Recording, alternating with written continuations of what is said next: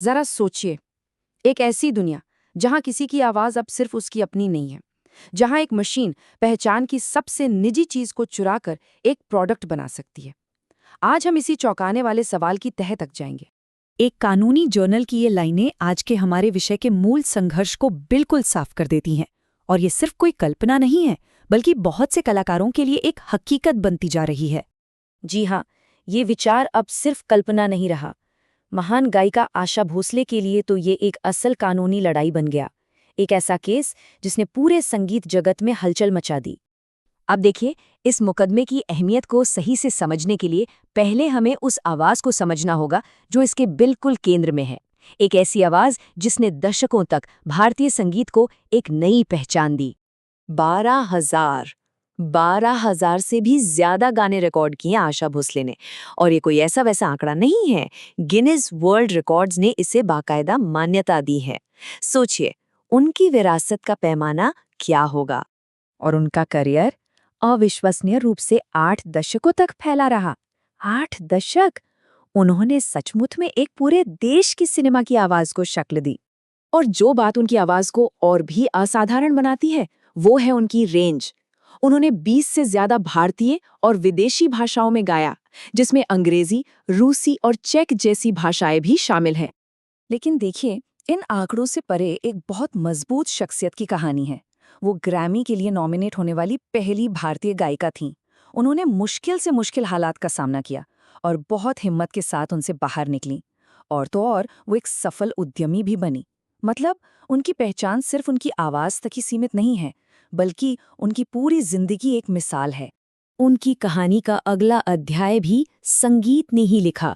ये अध्याय था संगीतकार आर.डी. बर्मन के साथ उनकी उस साझेदारी का, जिसने न सिर्फ संगीत बल्कि उनकी जिंदगी को भी हमेशा के लिए बदल दिया। तो उनकी कहानी शुरू हुई 1956 में, एक रिकॉर्डिंग स्टूडियो में। फिर 1966 में फिल्म तीसरी मंजिल से उनकी प्रोफेशनल पार्टनरशिप ने तो जैसे इंडस्ट्री में आग ही लगा दी। और ये रिश्ता 1980 में उनकी शादी के साथ और भी गहरा हो गया।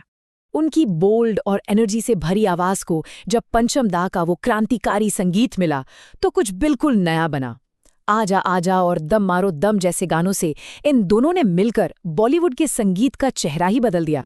खुद आशा जी की शब्दों में कहें तो उनका रिश्ता था सुर का नाता।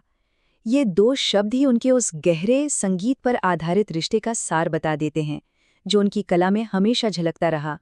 और अब कहानी को वापस आज के दौर में लाते हैं, जहां उनकी इसी महान विरासत को एक बिल्कुल नए, एक आधुनिक तकनीकी खतरे का सामना करना पड़ा। एआई वॉइस क्लोनिंग के इस मुद्दे ने भारत में एक बहुत ही जरूरी कानूनी बहस छेड़ दी है, जिसमें आशा भोसले का मामला एक केंद्रीय उदाहरण और एक बहुत बड़ा मोड़ बन गया है।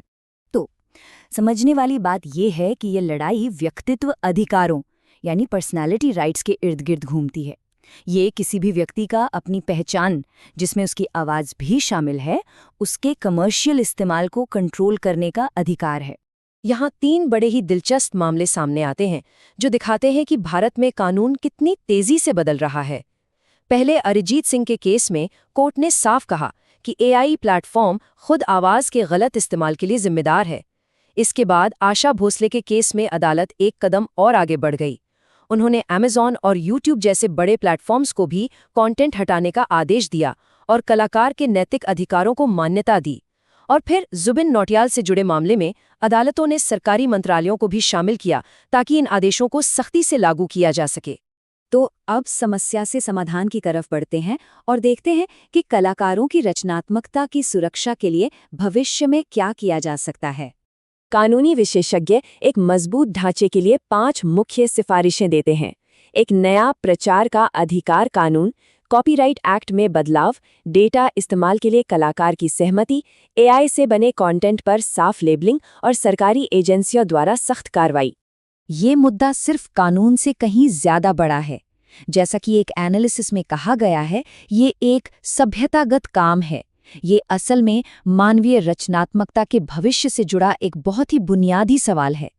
तो ये तो साफ है कि भारतीय अदालतों ने एक बहुत मजबूत नींव रखनी शुरू कर दी है, चाहे वो प्लेटफॉर्म की जिम्मेदारी तय करना हो या फिर कलाकार के नैतिक अधिकारों को मानना। लेकिन लड़ाई अभी भी जारी है और ये हमें उसी बुनियादी सवाल पर वापस ले आती है जिससे हमने शुरुआत की थी कि एआई के इस दौर में किसी आवाज का असली मालिक है कौन।